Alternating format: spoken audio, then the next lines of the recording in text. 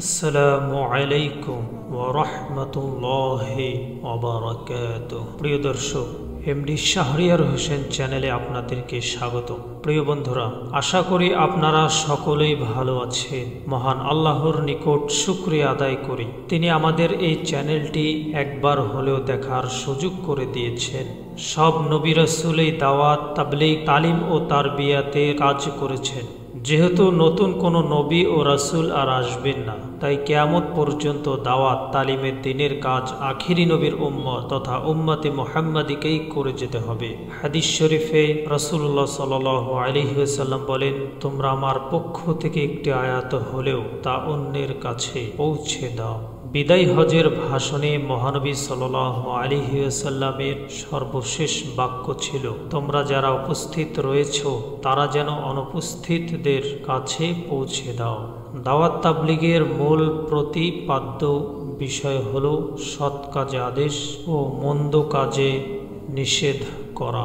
MD Shahriar channel সেই দাওয়াতের একটি ক্ষুদ্র অনলাইন মাধ্যম।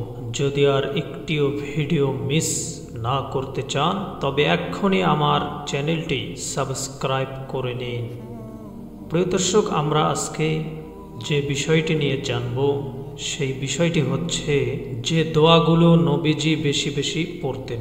মহান আল্লাহ বান্দার ডাকে সাড়া দেন। যখন কেউ বিগলিত মনে একনিষ্ঠভাবে চায়, তিনি তা কবুল করে নেন। এজন্য আমাদের বেশি বেশি দোয়া করা উচিত। দোয়া মুমিনের হাতিয়ার। দোয়ার মাধ্যমে মানুষের ভাগ্য পরিবর্তন হয়। নবীজি সাল্লাল্লাহু আলাইহি ওয়াসাল্লাম আমাদের আদর্শ। এমন কিছু দোয়া রয়েছে যেগুলো নবীজি সাল্লাল্লাহু আলাইহি ওয়াসাল্লাম বেশি বেশি পড়তেন। নবীজি সাল্লাল্লাহু আলাইহি ওয়াসাল্লামের পঠিত দোয়াগুলো উম্মতের জন্য সুমহান শিক্ষা।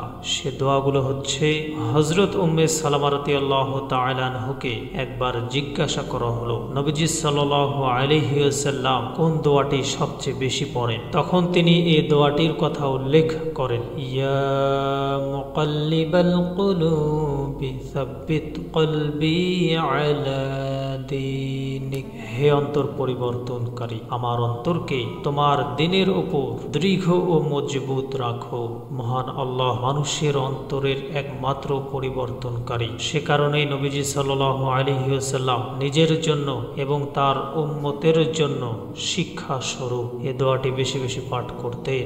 হযরত জুওয়াইরিয়া রাদিয়াল্লাহু তাআলা আনহু বর্ণনা করেন, একদিন আল্লাহর নবী সাল্লাল্লাহু আলাইহি ওয়াসাল্লাম হজরের সময় আমার ঘর থেকে বের হয়ে গেলে তখন আমি জায়নামাজে ছিলাম। তিনি চাশতের সময় আমার ঘরে ফিরে এলেন, তখনও আমি জায়নামাজে ছিলাম। তিনি আমাকে জিজ্ঞাসা করলেন, জুওয়াইরিয়া, আমি যাওয়ার পর থেকে এই পর্যন্ত এভাবেই ওজিফা আদায়ে ছিলে?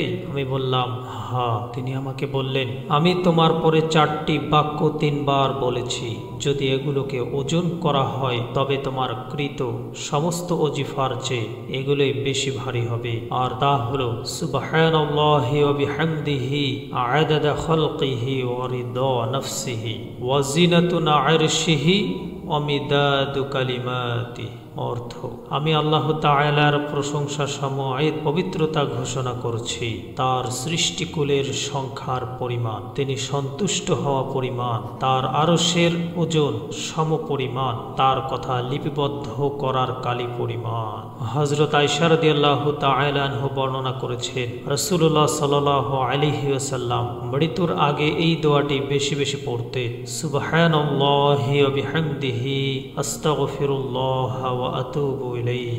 এর অর্থ, আল্লাহর প্রশংসা সহ তার পবিত্রতা ঘোষণা করছি, আল্লাহর কাছে ক্ষমা প্রার্থনা করছি আর তার কাছে তাওবা করছি।